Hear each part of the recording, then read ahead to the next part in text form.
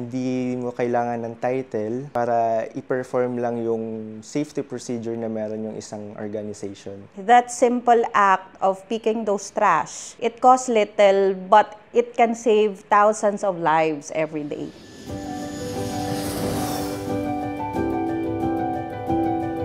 I'm Ariel Rupino, a Ramp Services Manager for One Aviation. Year 2022, almost every month marami kaming mga incidences. Nabuo yung Incident Review Board wherein lahat ng station, we collaborate on paano ba natin ma-mitigate yung mga problem na yun. So doon nagkaroon ng FOD walk. I'm Joseph Kyle Cortez, Head of Quality, Safety, and Security. Yung aming Sunrise FOD Walk tsaka yung aming Feet on Ground activity started way back in October 2023. Goal niya is makapag-promote ng FOD management. So ito yung mga maliliit na bagay na hindi dapat nasa aircraft movement area. So si Feet on Ground activity is our senior managers and also our MANCOM doing Feet on Ground activity sa loob ng airport and understand how operation works. Ako po si Sha. Si FOD kasi, dalawa yan. Foreign object debris and foreign object damage. Kahit yung maliliit na bato, once na ma-ingest yan ng aircraft, it could lead to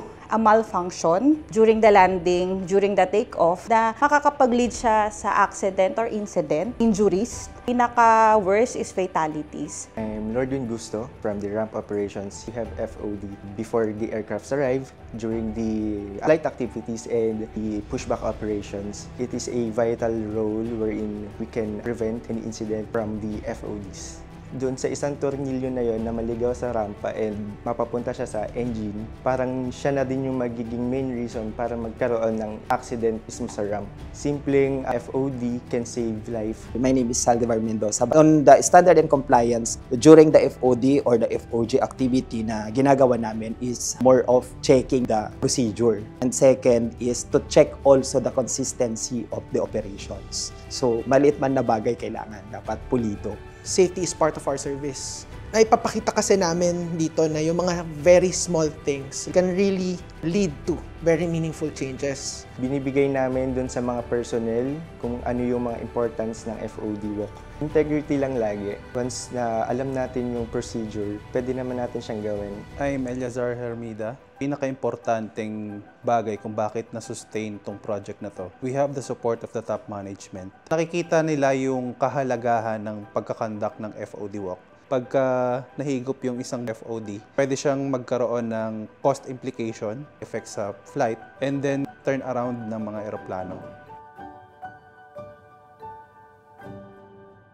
While we're doing the FOD walk, we were able to engage with people. We were able to engage to leaders. Ngayon, nakikita nila si Sir Dixie, yung president namin, yung general manager namin na pumupulot nung piraso doon sa may rampa. Malaking bagay sa akin yun. Kapag nakikita namin yung mga nasa top management na they are doing the FOD walks together with us, parang mas nai-inspire kami na magkaroon ng FOD walks, lalo na sa ramp operations. Nung nag-start kami ng ganito, na nagpupunta yung mga senior managers, nakikita ng mga department heads, no, kung ano yung mga problema. Unti-unti naming nakikita na hindi pala porke nakapag-deliver na kami ng ganitong PPE, okay na yun, susuotin na lang nila yan. Pagdating sa mga support department namin, mas nakita nila kung ano yung araw-araw na pain points ng mga tao. Meron na laging consideration kung ano yung mas okay para dun sa operations namin. One of the safest airlines is Cebu Pacific. And who's helping Cebu Pacific to be safe? It's one line. Yung trend na going down siya ng 2022, we had 6. 2023, we had 8. And then 2024, we had 4. And now, I'm proud to say, we are on our 316 days without major aircraft damage. For both activities, ang mga invited dyan, unang-una, siyempre si operations, bilang sila yung core ng aming business. Pero at the same time, we emphasize yung participation ng aming mga support departments. Tapos, invited din obviously yung mga external stakeholders natin para makapag-build din ng relationship sa kanila. Today we conducted the FOD walk looking for foreign matter on the airport, which is a crucial part in maintaining a safe operations. At One Aviation, we take safety very, very seriously. Every month we gather as many people as we can together to come out to the ramp to make sure we can go out and inspect, to make sure not only are our guys doing a good job and following all of the safety procedures, but also picking up FOD. Mapa-flight, mapa-ground, lahat po yan apektado ng safety. We're actually really grateful to be invited here for everyone's safety. This will prevent any unwanted damage sa mga aircraft. Thank you very much, OneUp, Cebu Pacific. This helps in our airport environment, reducing the risk of anything that involves FOD. It's a good collaboration between the airport operator and the airline, of course, and the ground handler. We have to make sure, as Noel said, that everything's safe.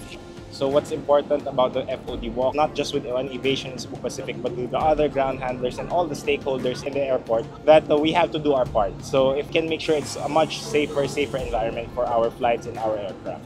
Safety is our most priority when it comes to airport operations. Nung nanalo kami sa Pride in Performance, mas masaya ngayon kasi buong One Aviation na yung nabigyan ng parangal. Hindi naman namin na-aspire na manalo eh. Pero given pa ng ganitong klase ng award, sobrang thankful. For me, I felt vindicated on this one.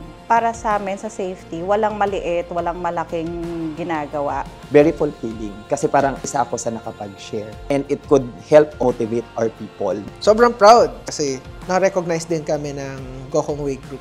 Hopefully, people will be inspired to change their behaviors to do the same thing. Wala nang hahalaga pa sa buhay ng tao. So we make sure na makaalis ang eroplano ng safe, makaland ang eroplano ng safe. Lagi nasa isip namin safety bago OTP. So everyone can be safe flying in and to their destination.